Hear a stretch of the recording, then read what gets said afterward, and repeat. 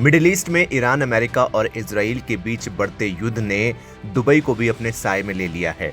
कुछ ऐसी वीडियोस सामने आई हैं जहां दुनिया की सबसे ऊंची इमारत बुर्ज खलीफा से जुड़ी एक चौंकाने वाली खबर सामने आई, तो वहीं सानिया मिर्जा को भी दुबई छोड़ना पड़ा। जी हां, दुबई में अचानक लोगों को इमारत खाली करने के लिए कहा गया और पूरे इलाके में डर का माहौल बना हुआ है। आखिर क्या हुआ है दुबई में? क्या सच में हमला हुआ था? आखिर सानिया मिर्जा को दुबई क्यों छोड़ना पड़ा? चलिए आपको इस वीडियो में बताते हैं। दरअसल रिपोर्ट्स के मुताबिक दुबई में अचानक तेज धमाकों की आवाज सुनाई दी। लोगों ने आसमान में मिसाइल जैसी चीजें भी देखी गई। इसके बाद एहतियात के तौर पर बुर्ज खलीफा को तुरंत खाली कराया गया। आसपास के इलाकों में भी अलर्ट जारी कर दिया गया। ये सब उस वक्त हुआ जब मिडिल ईस्ट में तनाव काफी बढ़ चुका था। दरअसल ये पूरा मामला अमेरिका और इजराइल द्वारा ईरान पर किए गए हमलों के बाद शुरू हुआ।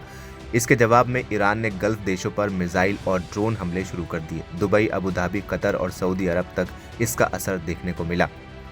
वहीं भारतीय टेनिस जगत की दिग्गज खिलाड़ी सानिया मिर्जा हाल ही में दुबई से अपने घर हैदराबाद लौट आई हैं। न्यूज चैनल एनडीटीवी को दिए एक इंटरव्यू में सानिया मिर्जा ने दुबई में बीते उन कुछ डरावने दिनों का एक्सपीरियंस शेयर किया जिसने उन्हें भारत आने पर मजबूर कर दिया। दुबई के अलबर्शा इलाके में रहने वाली सानिया ने बताया कि स्थिति तब गंभीर महसूस हुई जब उनके घर के ऊपर से फाइटर जेट्स के गुजरने की आवाज़ें सुनाई देने लगीं। उन्होंने कहा कि हमने अपने घर के ऊपर फाइटर जेट्स की आवाज़ें सुनी और आसमान में मिसाइलों को इंटरसेप्ट होते देखा। सबसे डरावना पल वो था जब एक इंटरसेप्टेड प्रोजेक्टाइल का मलबा हमारे घर से 400 से 500 मीटर की दूरी पर गिरा।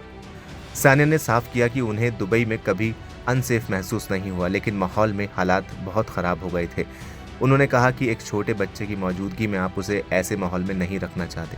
मेरा बेटा सवाल पूछ रहा था कि ये सब क्या हो रहा है। वो कंडीशन बेहद विचलित करने वाली थी। सानिया का बेटा इजहान दुबई में ही स्कूल जाता है। हालांकि स्कूल अगले हफ्ते से शुरू होने वाले हैं, लेकिन सानिया का कहना है कि वो वहाँ की कंडीशन पर लगातार नज़र रखेंगी और हालात सुधरने के बाद ही वापस लौटेंगी। दरअसल कई जगहों पर धमाके सुने गए, कुछ जगहों पर आग और धुआं भी देखा गया।